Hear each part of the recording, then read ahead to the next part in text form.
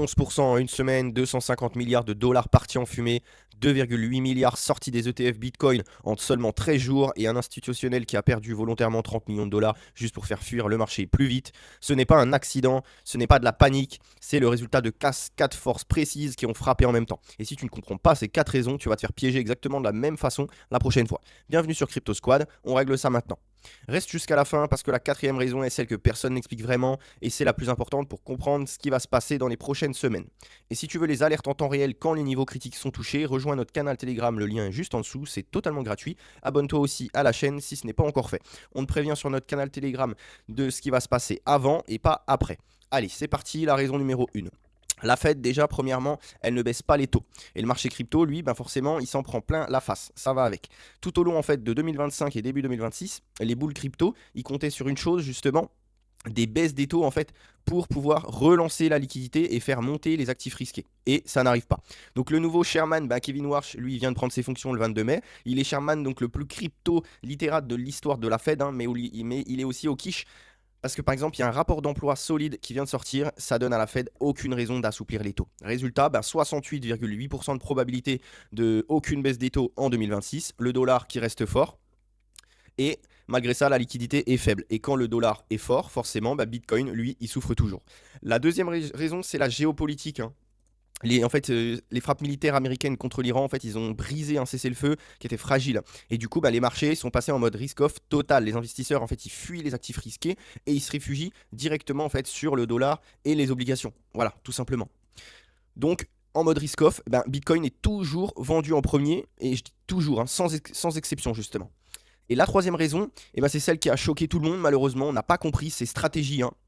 La société de Michael Saylor, lui, il a vendu 32 bitcoins, voilà, alors qu'il avait prévenu qu'il vendrait jamais rien. Donc apparemment, c'était pour payer des dividendes. Donc financièrement, c'est rien que 2,5 millions de dollars pour une société qui en détient des milliards. Mais symboliquement, en fait, c'est énorme parce que pendant des années, la narrative était claire. Saylor ne vend jamais, never sell était gravé en fait dans la culture Bitcoin.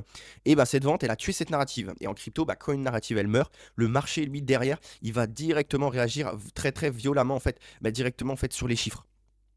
Donc, ça va pas atteindre les chiffres, ça va atteindre directement en fait le symbole, donc Bitcoin en l'occurrence. Et on a aussi la quatrième raison qui va être la plus importante, donc c'est les ETF outflow. On a eu 13 jours consécutifs, hein, de sortie nette sur les ETF Bitcoin. C'est ce qu'il faut savoir, c'est important, hein. Et donc ça représente quand même 2,8 milliards de dollars, hein, qui ont quitté les ETF en moins de 3 semaines, hein. C'est énorme ce qui vient de se passer. C'est énorme. Mais voilà, en fait, le détail que personne ne regarde, c'est qu'un institutionnel anonyme a vendu 1,26 milliard de dollars de parts BlackRock, donc Ibit.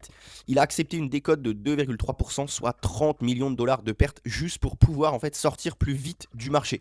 Donc réfléchis à ça une seconde. Quelqu'un a volontairement perdu 30 millions de dollars pour juste fuir beaucoup plus vite que les autres en acceptant des pertes. Donc ce n'est pas quelqu'un qui prend des profits, ce n'est pas quelqu'un qui fait de la gestion de portefeuille, ça c'est quelqu'un qui a eu peur de quelque chose que le marché ne voit pas encore. On va faire directement une petite analyse Bitcoin.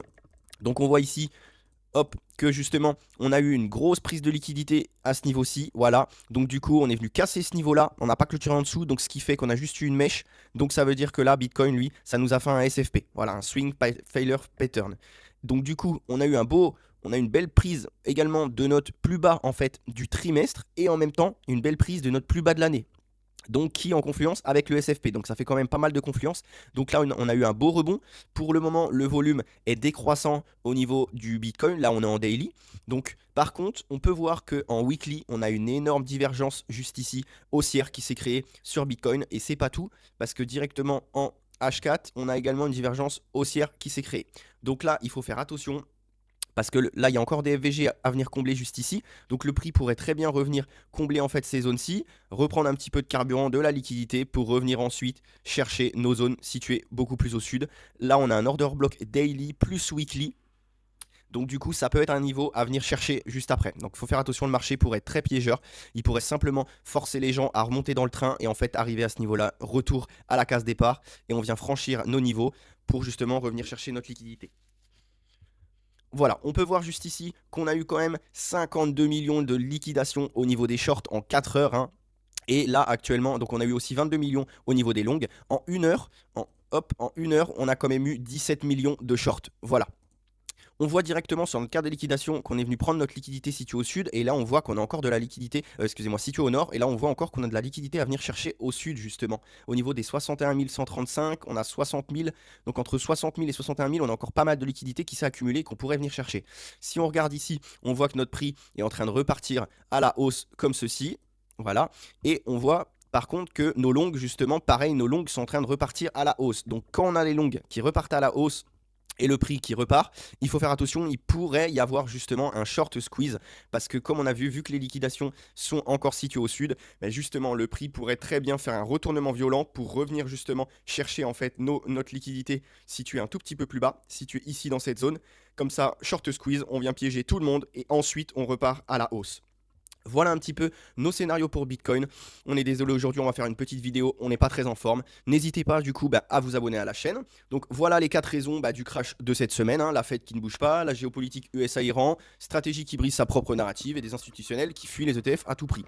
4 pressions convergent en même temps, aucune n'aurait suffi seule. Ensemble, elles ont effacé 250 milliards de dollars en une semaine. C'est énorme. Est-ce que c'est fini? Le marché dit que non. Mais maintenant, tu sais exactement pourquoi ça s'est passé, et la prochaine fois que ces signaux s'allument, tu les verras avant tout le monde. Si cette vidéo t'a appris quelque chose, like, ça prend 2 secondes et ça aide énormément la chaîne. Abonne-toi pour l'analyse de demain, on est là chaque jour pour toi, et rejoins notre Telegram pour les alertes en temps réel justement sur les fameux niveaux critiques. Le lien est juste en dessous, on te prévient avant que ça se passe et pas après, c'est toujours plus intéressant. Prends soin de toi, on se dit à demain sur Crypto Squad.